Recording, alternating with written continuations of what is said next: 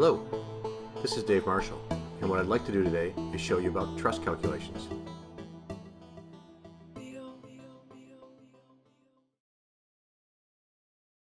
To solve our truss, we're going to use the method of joints. We're going to have to make some assumptions. One of them is that all members are weightless, and the other one is that all members are in tension. Step one of a truss calculation is to make sure that the truss is statically determinate. We can do that using the formula 2J equals M plus R. The J is the number of joints, M is the number of members, and R is the number of reactions. So if we do this formula, in this truss we have 4 joints. So 2 times 4 is 8. We've got 5 members, and we have 3 reactionary forces. So 5 plus 3 is also 8. So 8 equals 8. That makes this truss statically determinate. Let's remember a roller has 1 reactionary force, and a pinned connection point has 2 reactionary forces. Step 2 is to draw the free body diagram. I'm going to label my reactionary forces and any external force. So since point A is fixed or pinned, it needs 2 reactionary forces. So I've labeled RAX and RAY, and point C is the roller, which has 1 reactionary force. So I labeled RCY. I just want to point out I'm making an assumption with my arrowhead directions. I'm assuming they're going in the direction in which I drew the arrowheads. If my numbers come out mathematically to be negative numbers, I know that the arrowheads have been drawn in the wrong direction, and I'll go back and fix those in the free body diagram. Step 3, we need to find the sum of the moments around the fixed point. I like to tell all my students to start with that point. It has the most information on it, and it's usually the easiest point to start. In this particular truss, A is the fixed point. So we're going to write the formula. Sum of the moments around point A equals 0. Notice above my formula, I've placed a negative sign, and I've drawn an arrow. We're doing moment calculations, which are turning or torque forces. So if we get an external force or a reactionary force on our truss, it's going to cause a rotation. If that rotation is clockwise, it's going to be negative. If it's counterclockwise, it's going to be positive. So that's just a reminder for myself. So let's look at all the forces that are going to cause rotation around point A. The first one we come to is FB. That force is causing clockwise rotation, which is negative. So I wrote negative FB times 4. Because a moment calculation is force times distance. So then I'm going to look at my next force, which is RCY. That's 10 feet away from A, and it's causing a counterclockwise rotation. So that's why that force is positive. So now that I have my formula set equal to 0, I can just mathematically solve. So negative 200 times 4 is negative 800, plus RCY, which is 10 feet away, equals 0. So that negative 800 on one side, I'm going to add a positive 800 to it, and then on the other side of the equation, I'm going to add positive 800 on that side. So I'm going to do both things on each side. The 800 on the left cancels out, and the 800 moves over to the right side. So now I've got RCY times 10 feet equals 800 pounds. I'm going to divide the 10 out of both sides, and I'm going to get RCY equals 80 pounds of force. Step 4 is to do the sum of the forces in the y direction. We're going to be using the Cartesian system. So if you look at the upper right hand part of the slide, you'll see I've got positive x going to the right, positive y going up. To the left is a negative x, and going down is a negative y. So when we look at forces, we're going to have to use that system to determine if they're positive or negative forces. So if we look at the equation I wrote, sum of the forces in the y direction equals 0. So I have to look at all the forces in the y direction that are affecting the truss. So the first one is RAY, and that force or that arrow is going up, so that's a positive, plus negative FB, that force is going down in the y direction, so it's a negative, plus RCY, which is going up, that's a positive force in the y, equals 0. So now I'm going to substitute in my knowns. So I have RAY plus a negative 200 plus 80 pounds. The negative 200 is a down force, that's why it's negative, and the 80 is an upward force, that's why it's a positive. So now RAY plus negative 120 equals 0. So I add 120 to get it to the other side of the equation, and I get RAY equals 120 pounds. Step 5 is to sum the forces in the x direction. So I've got to look at my truss and see what forces are going in the x direction. So I'm going to write the formula, sum of the forces in the x direction equals 0. If I look at my truss, I only have RAX. That's the only force in the x direction. So I'm going to write RAX equals 0. And since there's no other x forces, that's all I have to do. RAX equals 0. At this point, we've solved all the external forces. So what we need to do now is start looking at the internal forces. So step 6, the first thing we're going to need to do is solve for the missing angles. So I'm going to want to know what the angle is there at point A. And I'm also going to want to know what the angle at point C is. So to do that, I'm going to use some right triangle math. So if we look down in the middle of the slide, I have broken those triangles down or separated them right out of the truss. So I have a hypotenuse on angle A that I don't know, and I've got the opposite of 4 feet, and I've got the adjacent of 4 feet. Anytime you have the adjacent and the opposite the same number, you're going to get a 45-degree angle. But we could use tan minus 1, and tan is opposite and adjacent, so I know opposite and adjacent, they're 4 and 4. And if I divided 4 by 4, so I did tan minus 1, 4 divided by 4, I would get 45 degrees. If I look at the other triangle, or the triangle that's on the right side of the truss, I've got my opposite being 4 and my adjacent being 6, and I don't know the hypotenuse. So I can use tan minus 1 again. This is going to be 4 divided by 6.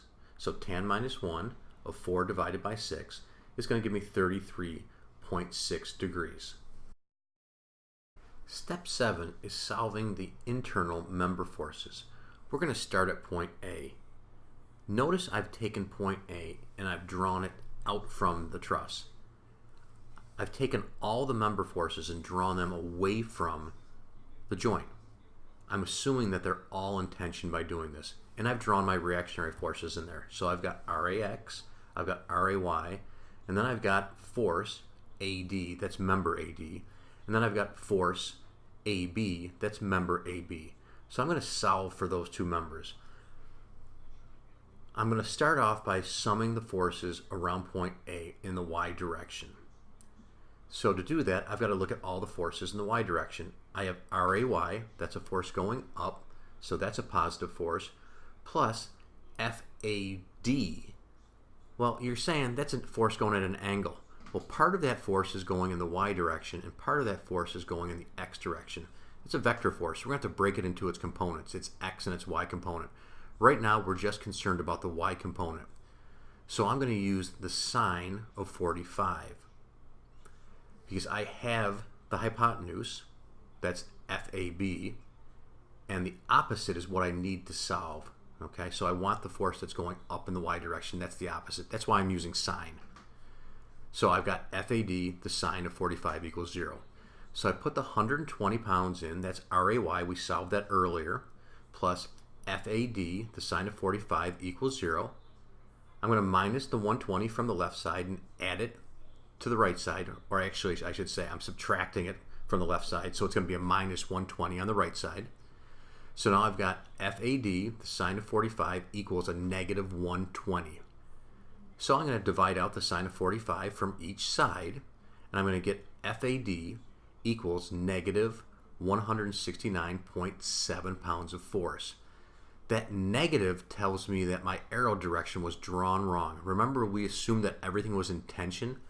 This negative number tells me that that member, FAD, is in compression. So I should go back on my free body diagram and draw that arrow in the other way, okay, and write the number as a positive then, or leave the arrowhead the same way it is and just write the number as a negative. I'm going to leave my arrowhead the same way and just write the number in as a negative. Okay, we're still in step 7. We're solving for internal member forces around point A. This time, though, we've got to finish off and we've got to do the x direction. So I'm going to write the formula. Sum of the forces around point A in the x direction equals 0. So I have FAB, that's my unknown, that's going to the right, that's a positive force, plus we've got this force FAD. Part of that is going in the x direction, and remember, that's a negative force. So we got to write in negative 169.70, and we're going to use cosine because we're trying to find the adjacent side, the x direction of 45, equal to 0. We're going to set everything there equal to 0. So FAB plus the negative 119.9 that I have there that equals 0, that is after I've done the cosine of 45 and the 169.70, the negative 169. So I took negative 169.70, multiplied it by the cosine of 45. That's where the negative 119.9 comes from. So I've got FAB plus a negative 119.9 equals 0. So I'm going to add 119 to the left side of the equation, and I'm going to add 119.9 to the right side of the equation, which will give me FAB equals 119.9 pounds of force. And that's a positive number. So we know that's in tension. Our arrow assumption, the way we drew the arrow from point A, is correct. So that arrowhead does not need to change. That's a positive number. If you're still a little confused here, go look at my video on vector forces. At this point, we're going to look at joint B. So we're going to separate that out and draw it below. I'm going to first do the x direction around point B. So I'm going to do the sum of the forces around point B in the x direction, and I'm going to set them equal to 0. So my first arrow is pointing to the left in the x direction, so that's a negative number. So that's going to be a negative FAB plus a positive FBC, because remember, FBC has an arrowhead pointing to the right. We're going to set all those equal to 0. So I have a negative 119.9, that's member FAB. We're going to add that to member FBC, that's positive because it's going to the right, and we're going to set it equal to 0. So I'm going to add 119.9 to the left side of the equation, and I'm going to have to do the same on the other side of the equation, at 119.9. That's going to leave me with FBC equals 119.9. That makes sense to me, because if I have FAB going to the left at 119.9, FBC should go to the right at 119.9. They should cancel each other out. Okay, at this point we have one unknown force left. That's FBD. So we don't know what that internal member force is yet. So we got to do the sum of the forces around point B in the y direction, and we need to set them equal to 0. So FBD is in the y direction, and the arrow is pointing up, so that's a positive, plus we have a force FB in the y direction, that's going down, so that's going to be a negative FB equals 0. So FBD plus a negative 200 equals 0. So I'm going to add 200 to the left, and I'm going to add 200 to the right side of the equation, and that will get me FBD equals 200 pounds. That makes sense, because I've got 200 pounds at FB pulling down, so FBD, the arrow is going up, that also needs to be 200 pounds. So those two forces will cancel each other out. Okay, we only have one unknown force now. That's FCD. We're going to solve for that around point C. So we're going to draw point C down below, and we're going to draw the arrowheads off point C, or joint C, and we're going to assume again they're in tension, so we're going to be drawing them away from the joint. So I've got FBC, I've already solved for that, that's 119.9 pounds, so I can label that. I know RCY already, that's 80 pounds, so I'm going to label that. I just don't know FCD. So I'm going to find the sum of the forces around point C in the y direction to solve for FCD. So I'm going to write my equation. Sum of the forces around point C equals 0. That's in the y direction. Okay, so sum of the forces around C in the y direction equals 0. RCY, that's an upward force, so that's positive, plus FCD, the sine of 33.6 equals 0. The reason why I'm using sine is I need to solve for the opposite. So 80, that's our RCY, plus FCD, the sine of 33.6, equals 0. So I'm going to minus 80 from the left side, and I'm going to minus 80 from the right side. So I get FCD, the sine of 33.6, equals negative 80. I'm going to divide out the sine of 33.6 on both sides, and I'm going to get FCD equals negative 144.56 pounds. That tells me that my arrowhead's drawn wrong, that FCD, the member, is not in tension, it is in compression. So I need to change my arrowheads on my free body diagram or label it in compression, leave the number negative, all those show that. So at this point, we have solved the complete truss. Okay, at this point, what I've done is I've gone back to my free body diagram and I've changed those arrowhead directions on FAD and FCD to make them go the right direction. Remember, those two came out to be negative numbers, which means that my assumption or my arrowhead direction that I originally drew was wrong. So I just want to go back in the free body diagram and correct that.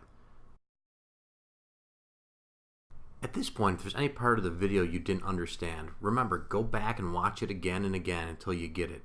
And remember, you can't do it one time and think you're going to be a superstar at it. It's going to take some practice. So I hope this video helped you out.